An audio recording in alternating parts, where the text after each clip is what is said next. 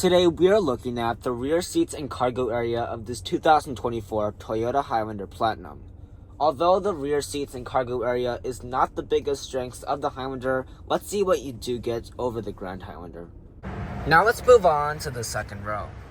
First impressions, as you can see, it gets pretty dark back here even with the panoramic sunroof up there, so I would have liked to see Toyota make improvements to their lights.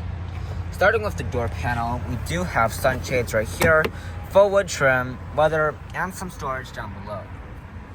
Now moving on to the seats, these will be very nice quilted leather with manual sliding and reclining. Now getting in is really easy, and let's take a look at what we've got here.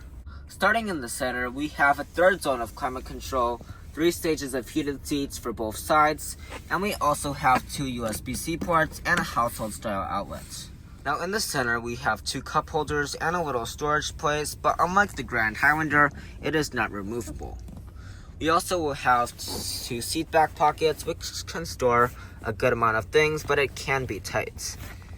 Now let's move on to the third row and see what we get back here.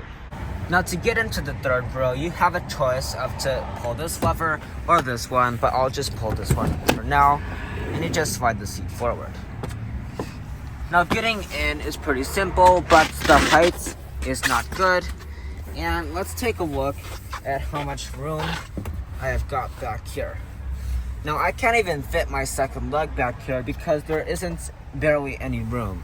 This seat is slid all the way back, and plus we only get 2 cup holders on each side, a vent, and no USB ports. At this price point, I would like to see USB ports since the competition does offer them, so if you need to charge, you have to go to the second row passengers. Now I don't want to spend here very long, but we do have a nice window right there. Now let's move on to the cargo area and see what we get back here. To open it, you do have hands-free access, but I'll use the key for now. Alright, so not bad Toyota, definitely not the worst, but not class-leading, so it's right in the middle. Now we do have the optional cargo tray that goes on the back of the rear seats. Now we do have a little storage underneath here. You just pull that up, and you can see we got that right there. And we are looking at 16.3 cubic feet of cargo room. Now to fold it down, it is not as simple as I would like. You have to use this lever and then let it go down. And then same thing on the other side.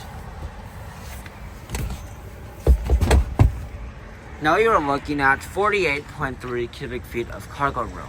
Now to put up the third row, all you have to do is pull this, and then you have to recline it back a little bit.